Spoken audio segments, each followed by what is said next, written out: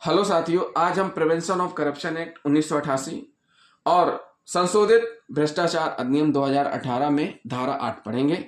किसी लोक सेवक को रिश्वत देने संबंधित अपराध। इसमें स्पष्ट कर दिया गया है इसके सब क्लॉज 1 में, और सब क्लॉज 1 के भी 2 पार्ट हैं। स्पष्ट किया गया है कि किसी लोक सेवक को कोई लोक कर्तव्य अनुचित रूप से करने हेतु प्रेरित करना। किसी लोक सेवक को कोई लोक कर्तव्य, कोई ऐसा कर्तव्य जो उचित नहीं है और अनुचित है, उसको करने के लिए प्रेरित करना। नंबर 2, किसी लोक सेवक को इस प्रकार किसी लोक कर्तव्य को अनुचित रूप से किए जाने के लिए इनाम देना। इनाम देने हेतु मतलब पहले तो अनुचित कार्य के लिए प्रेरित करना, फिर जो अनुचित कार्य किया गया उसके लिए इनाम देना। तो इस प्रकार का कृत्य जो करता है उसको दंडित किया जाएगा इस धारा में। क्या किया जाएगा? दंडित किया जाएगा इस धारा में।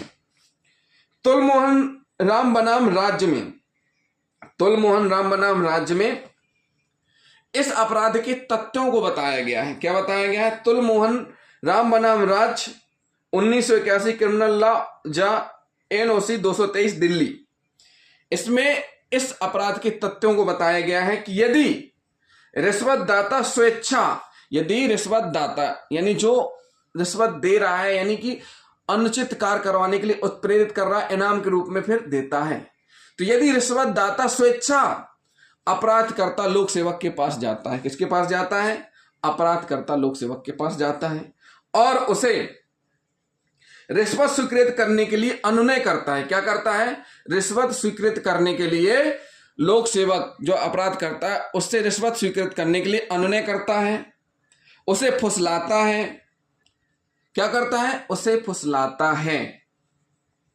तब उसकी स्थिति एक गैर घुले मिले एक सह अभियुक्त की हो जाती है और ऐसे साक्ष्य के लिए स्वतंत्र संपुष्टि पर विवश करना एक प्रज्ञा का नियम होता है। क्या होता है? एक प्रज्ञा का नियम होता है। तो इसमें स्पष्ट किया गया है कि यदि कोई रिश्वतदाता स्वेच्छा अपराधकर्ता लोक सेवक के पास जाता है और लोक सेवक को रिश्वत राशि स्वीकृत करने के लिए अनुनय करता है, उसे फुसलाता है, उत्प्रेरित करता है, तो भी उसने यह इस धारा के अंतर्गत वर्णित अपराध किया है। इसी संबंध में एक जजमेंट है पटना उच्च न्यायालय, माननीय पटना हाईकोर्ट का एक जजमेंट है कुमार सुमन सिंह बनाम स्टेट ऑफ बिहार राज्य। इसमें याचिकाकर्ता के खिलाफ 2 मामले हैं।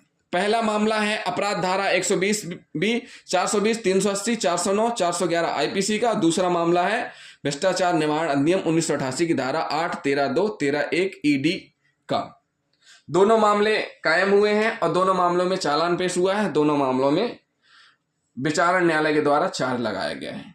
जो आरोप तय किए गए हैं उन आरोपों के अगेंस्ट याचिकाकर्ता ने पटना हाईकोर्ट में अपील दायर की, जिसमें अधिवक्ता के द्वारा पटना उच्च न्यायालय में याचिकाकर्ता के अधिवक्ता के द्वारा तर्क दिया गया कि क्या तर्क दिया गया कि याचिकाकर्ता ने लोक सेवक को मेडिकल जांच घोटाला करने के लिए उत्प्रेरित नहीं किया है और ना ही याचिकाकर्ता धारा PC एक्ट के 8 के अंतर्गत आएगा।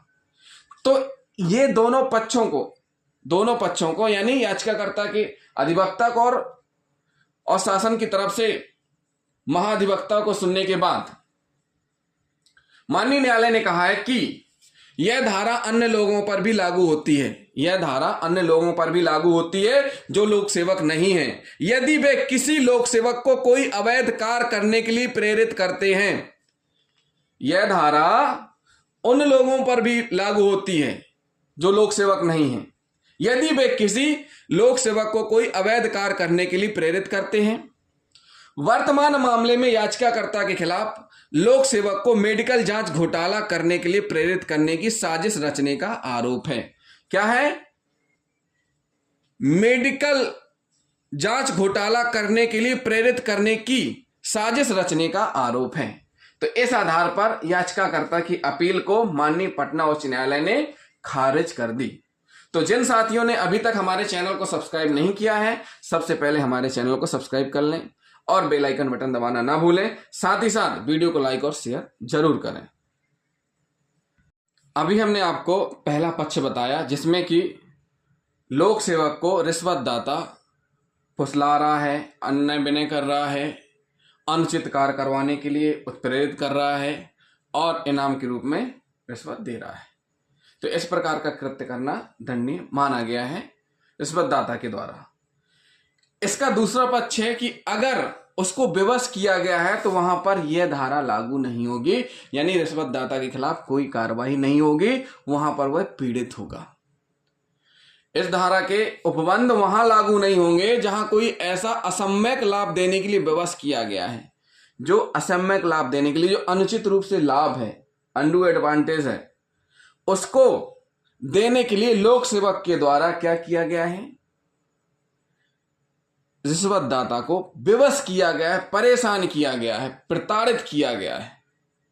तो अगर ऐसा किया गया है तो वहां पर फिर रिश्वत देने वाले के खिलाफ कार्रवाई नहीं होगी।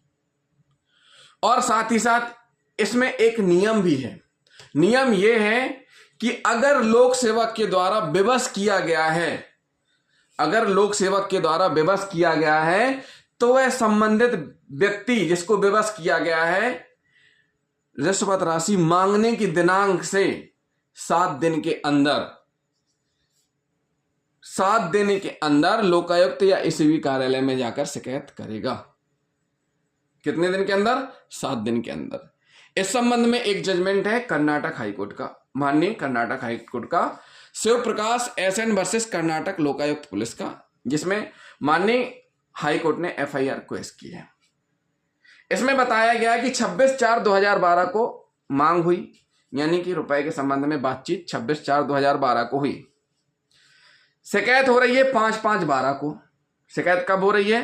5/5/12 को, यानी 10 दिन से भी ज्यादा का समय हुआ है। क्या हुआ है? 10 दिन से भी ज्यादा का समय हुआ है। तो माननीय न्यायालय ने कहा है कि धारा 8 कहती है कि 7 दिन के अंदर शिकायत की जानी चाहिए। किसके द्वारा? जिसके द्वारा रिश्वत दी जा रही है, यह जिसको विवश किया गया है, पीड़ित व्यक्ति है, शिकायत करता व्यक्ति है, उसको 7 दिन के अंदर शिकायत कर देनी चाहिए। उसके बाद संपूर्ण मामले का अवलोकन करने पर माननीय हाईकोर्ट ने पाया है कि मामला झूठा फंसाने वाला था, क्योंकि ऑडियो रिकॉर्डिंग में कुछ भी नहीं था। तो साथियों, इस प्रकार यह अपवाद भी है। ऐसा नहीं है कि धारा 8 में यह स्पष्ट हो गया कि रिश्वतदाता के खिलाफ कार्रवाई होगी तो होगी, जो रिश्वत दे रहा है लोक सेवक को उसके खिलाफ कार्रवाई होगी। लेकिन कब कार्रवाई नहीं होगी? जब उसको विवश किया जा रहा है, जब वो मजबूरी वश कर रहा है। और नियम भी यही है कि 7 दिन के अंदर शिकायत करना है। हर चीज के नियम होते हैं। अगर उस व्यक्ति को विवश किया गया है तो उसको 7 दिन के अंदर शिकायत करना है। क्या करना है? 7 दिन के अंदर शिकायत करना है एंटी करप्शन ब्यूरो में।